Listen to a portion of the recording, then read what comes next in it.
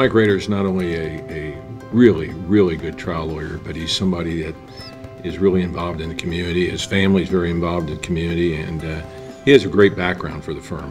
Well, Mike also, I think, kind of epitomizes some of the unique things about our firm, and that is he has a particular area and background and worked for a long time in the prosecutor's office, and we can take advantage of his experience and background in unique ways. He's just good on his feet, and he's good with people, and juries like him, and so I have no hesitation in asking him to work with me on cases where we have to go try them because he's so good at what he does. The reason that I think that the jury probably likes Mike as much as they do is because he seems to be the same person inside and outside the courtroom, and that's just a likable guy, someone that's always got a smile on his face, and I think that the jury can see that because he is a good person both in and out of the courtroom.